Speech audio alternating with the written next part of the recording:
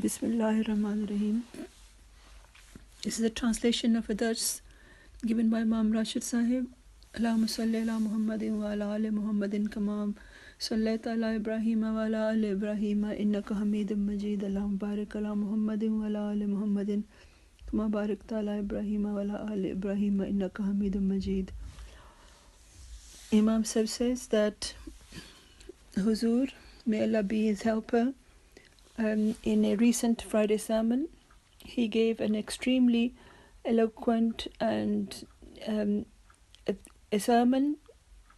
He gave a sermon which knocks at the door of the heart, and Huzur gives details of the subject of worship in such a way that it goes deep into one's heart, and we should all make use of this extremely comprehensive and beneficial sermon, and we should hear the sermon over and over again, and we should try to act in accordance with it. In the Holy Quran, Allah says, Zakir inna zikratan fa'al mu'minin, that, O Prophet, keep reminding people, because reminding and giving advice is extremely beneficial for the believers.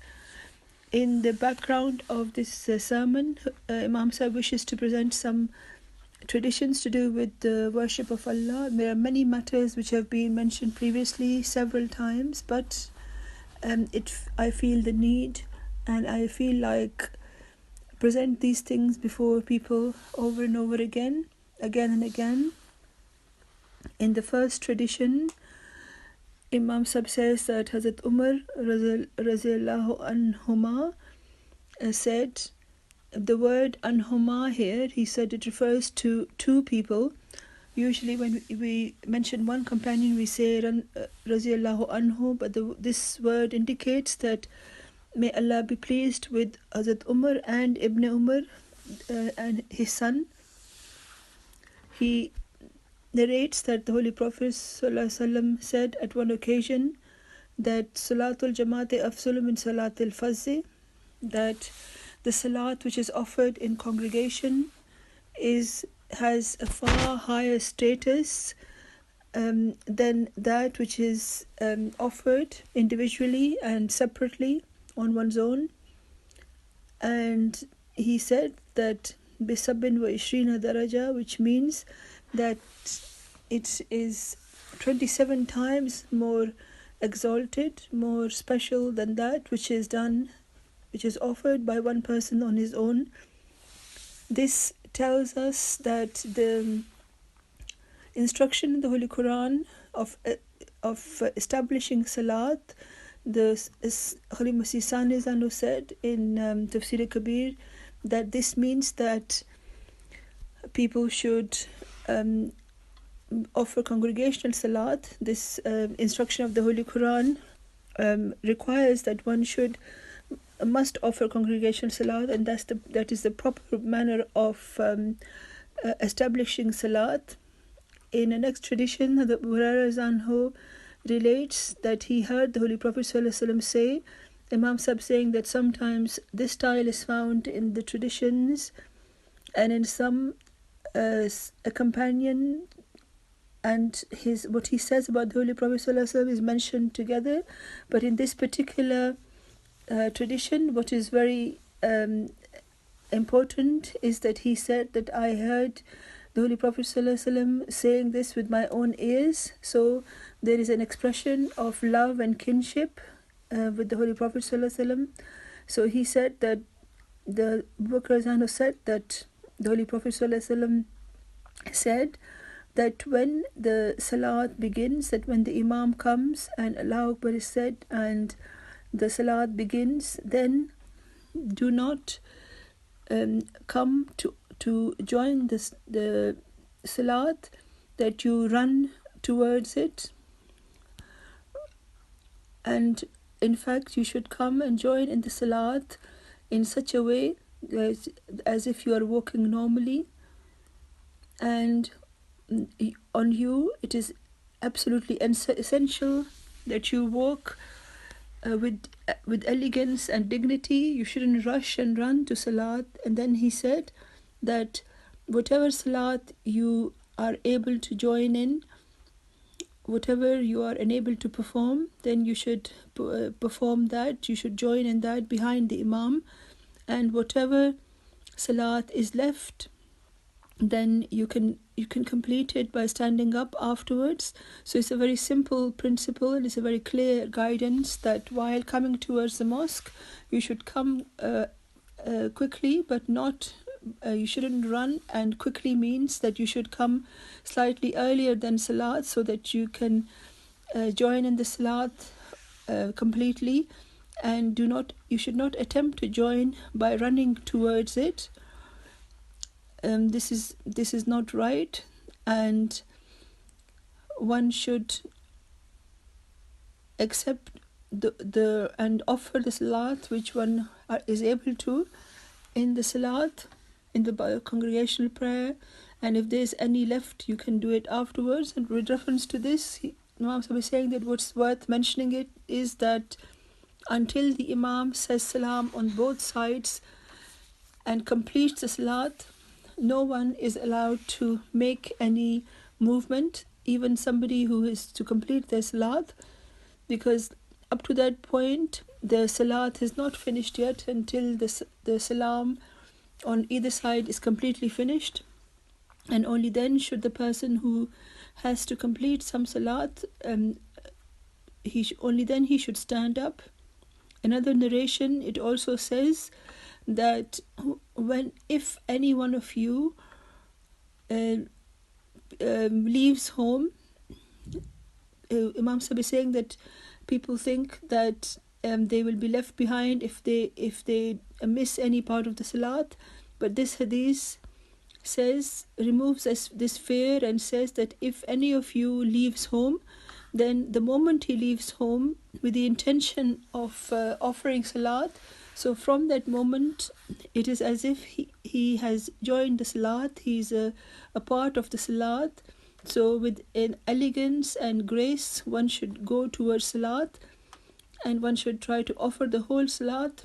And so this is the real way of performing it. But if in some cases one cannot join in the whole salat, then one should complete it by standing up afterwards.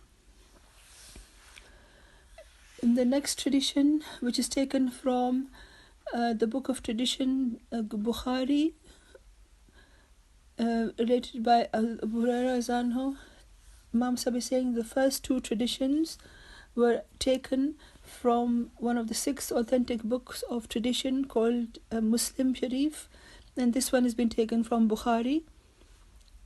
The Holy Prophet ﷺ said that if people knew how amazing it was, or how much reward they would earn if they gave azan, if they called towards the prayer, and also of how much the reward is for standing in the first row while offering congregational prayer, then there would be no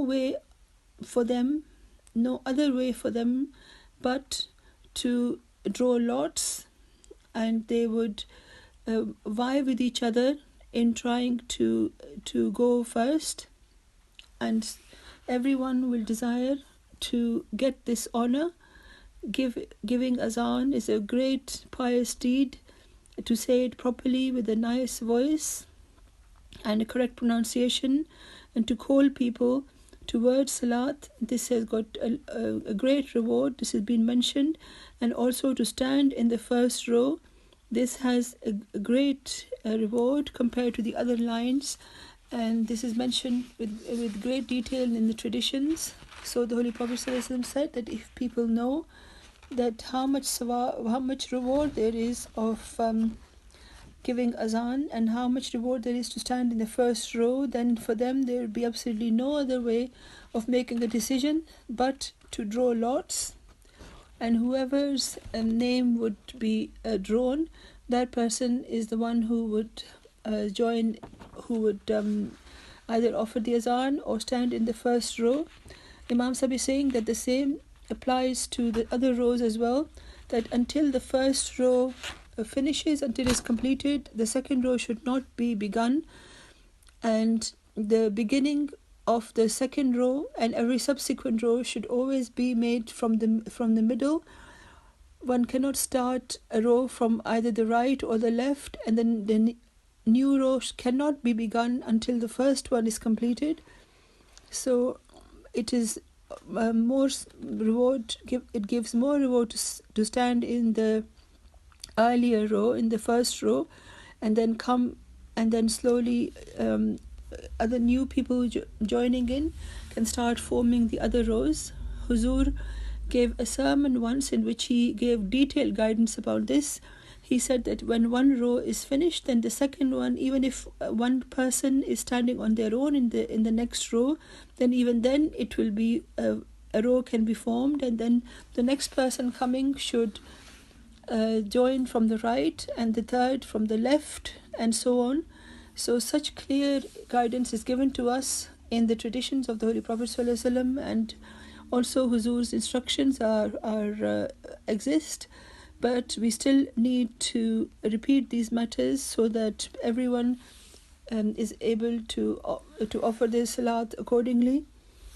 In the last tradition, which is going to be presented today, Hazrat Abu Hurairah Anhu relates that the Holy Prophet ﷺ said that when the salat stands, that means that when the Imam begins the salat and says Allahu Akbar, then the people, that is the start of the obligatory prayer, and at that time no other salat is allowed.